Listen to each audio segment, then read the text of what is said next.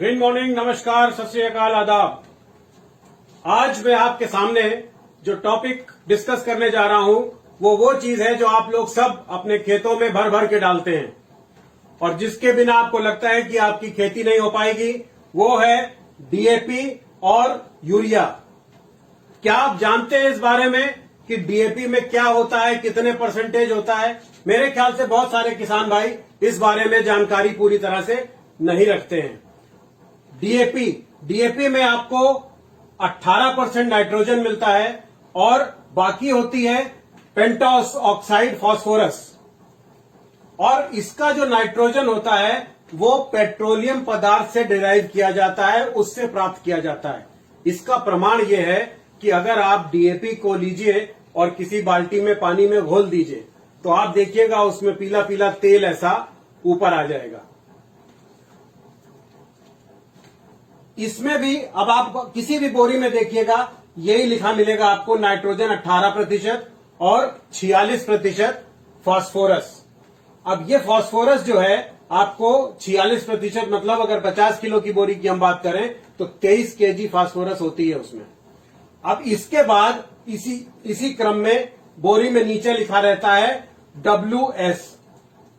किसी बोरी में लिखा रहता है 39.5% और किसी में 41% लिखा रहता है। इसका क्या मतलब है? इसका मतलब यह है कि ये पानी में घुलनशील है। मतलब इस 23 किलो का लगभग 40-41% पानी में घुलनशील है और जो चीज पानी में घुलनशील होगी वही आपके पौधों को मिल पाएगी। बाकी की चीज मिलने के लिए क्या करना पड़ेगा वो मैं भी आगे आपको वीडियो में बताऊंगा। तो इसका मतलब लगभग 9-9.25 किलो खाली फास्फोरस आपको उपलब्ध होती है इस पूरे डीएपी के एक बैग से। और दूसरी तरह की जो फास्फोरस इसमें होती है वो लगभग 14 किलो, 13.5 से 14 किलो होती है और वो सिट्रेट सॉल्यूबल होती है। सिट्रेट सॉल्यूबल क्या होता है? पानी में घुलनशील जो है वो तो आपके पौधों को आसानी से मिल गई, लेकिन जो सिट्रेट सॉल्यूबल है उसके लिए आपको पीएसबी चाहिए आपके खेतों में। क्या चाहिए? Phosphorus solubilizing bacteria. ये फास्फोरस सॉल्युबलाइजिंग बैक्टीरिया चाहिए आपको आपके खेत में। अगर ये फास्फोरस सॉल्युबलाइजिंग बैक्टीरिया आपके खेतों में नहीं मौजूद है, जो कि आज की तारीख में बहुत ही कम है लोगों के खेत में, तो ये इसकी पोजीशन ना होने की वजह से ये सारा का सारा आपका 14 किलो प्रति बोरी फास्फोरस आपके खेत में डिपॉजिट होता रहता है। ये यूरिया में जो नाइट्रोजन होता है वो हवा में उपलब्ध 76% नाइट्रोजन को एक सिस्टम के तहत वातावरण से खींचा जाता है और फिर उसको -300 डिग्री तापमान पर एक पेट्रोलियम पदार्थ का एक कचरा होता है जिसको नेफ्था बोलते हैं, उस नेफ्था नामक पेट्रोलियम पदार्थ के संग उसको कंबाइन करके हमको यूरिया के रूप में दिया जाता है। अब फिर ये देखिए, अब आजकल 45 किलो की बोरी आ रही है तो 45 किलो में 46% अगर नाइट्रोजन है और यूरिया में सिर्फ और सिर्फ नाइट्रोजन होता है, उसके अलावा और कुछ नहीं होता, उसके अलावा सिर्फ कचरा होता है और कचरे की मात्रा 21 किलो नाइट्रोजन होता है और कचरे की मात्रा कितनी होती है? बाकी सारा कचरा होता है, यानी कि 24 किलो कचरा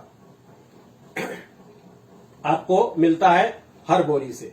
अब अगर आपको इन चीजों को अपने खेतों में जो भंडार मौजूद है आपके पास, आपने पता नहीं कितनी क्विंटलों डीएपी अपने खेतों में डाल रखी है, कितनी यूरिया आपने दे रखी है खेतों में, तो डीएपी को अगर आपको सॉल्युबलाइज करना है, यानी कि अगर आपको फास्फोरस को सॉल्युबलाइज करना है, तो आपके खेत में एक प्रचुर मात्रा में, एक अच्छी मात्रा में बैक्टीरिया होने चाहिए जिनका कि नाम है फास्फोरस सॉल्युबलाइजिंग बैक्टीरिया।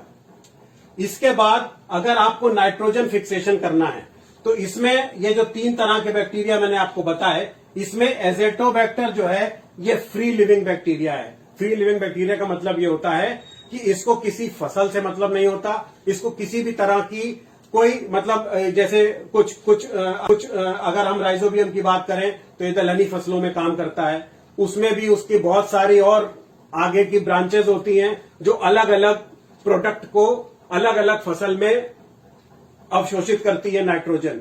लेकिन एजेटोबैक्टर क्या करता है, ये वातावरण से नाइट्रोजन खींच करके आपकी जमीन में डायरेक्ट नाइट्रोजन की पूर्ति करता है।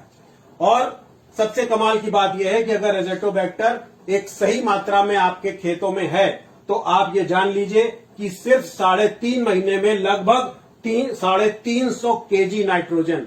अब आप इससे अंदाजा लगा सकते हैं कि कै बोरी यूरिया, ये सिर्फ अदृश्य जीवाणु जो हमारे और आपको आंखों से नहीं दिखते हैं, ये सारे जीवाणु कितना बड़ा काम कर सकते हैं। एजेटोबैक्टर सिर्फ नाइट्रोजन फिक्सेशन का ही काम नहीं करता है। एजेटोबैक्टर बैक्टीरिया आपके खेतों में पीएच बैलेंस मेंटेन करने का भी काम करता है, क्योंकि ये सल्फ्यूरिक एसिड रिलीज करते हैं, और जब ये सल्फ्यूरिक एसिड रिलीज करते हैं तो आपके खेतों का पीएच बैलेंस करने का ये काम करते हैं। इसके अलावा जो बैक्टीरिया मर जाते हैं, यानी कि उनके जो सेल्स डेड हो जाते हैं, वो डेड सेल्स आपके खेतों में कार्बन नाइट्रोजन रेशियो मेंटेन करने का काम करते हैं। और मजे की बात आपको बताता हूं, ये सारे जितने भी तरह के जीवाणुओं की मैं आपसे बात कर रहा हूं, ये आपको अलग अलग लेने जाने की जरूरत नहीं पड़ेगी। ये सारा कुछ ग्रीन प्लैनेट नाम की कंपनी ने आपको इस प्रोडक्ट में पूरा का पूरा दे रखा है। इसका नाम है प्रीमियम। ये प्रीमियम जो प्रोडक्ट है हमारा, ये प्रीमियम प्रोडक्ट के अंदर आपको ये सारे बैक्टीरिया आपको उपलब्ध होते हैं। और यही नहीं, इसमें अगर आप एनपीके डालते हैं और आपके खेत में पोटेशियम के डिपॉजिट्स, जो कि सबको पता है या प्रूवन है कि लगभग 40% पोटेशियम की मात्रा हमारे खेतों में इस वक्त मौजूद है, जो कि इस्तेमाल नहीं की गई है। तो अगर उसको आपको पोटेशियम मोबिलाइजिंग बैक्टीरिया की जरूरत है, तो वो भी हमारा जो पावर प्लांट प्रीमियम नाम का प्रोडक्ट है, वो आपको उसको भी प्रोवाइड करता है। और यही नहीं, साथ ही साथ ये राइजोबियम और इस तरह के लगभग 50 स्ट्रेन्स ऑफ बैक्टीरिया आपको इकट्ठे मिलते हैं। तो आगे से आप लोग इस चीज का जरूर ध्यान रखिएगा कि आप जितनी भी डीएपी डाल रहे हैं, जितने भी यूरिया डाल रहे हैं, क्या वो आपके खेतों को, आपके पौधों तक पहुंच रही है? कतई नहीं पहुंच रही है। तो उसके लिए आपको इन जीवाणुओं का साथ लेना पड़ेगा, और जीवाणुओं को इकट्ठे अगर आप प्राप्त करना चाहते हैं तो एक बहुत ही अच्छा जो प्रोडक्ट मैंने आपको बताया, वो ये वाला प्रोडक्ट प्रीमियम आप लोगों को दे सकते हैं। आज के लिए इतना ही। अगला सेशन, अगला जो मैं वीडियो बनाऊंगा, उसमें आप लोगों से कुछ माइक्रो न्यूट्रिएंट्स की जो हम लोग गड़बड़ी करते हैं, तो उसके बारे में चर्चा करेंगे हम। आज के लिए इतना ही। धन्यवाद।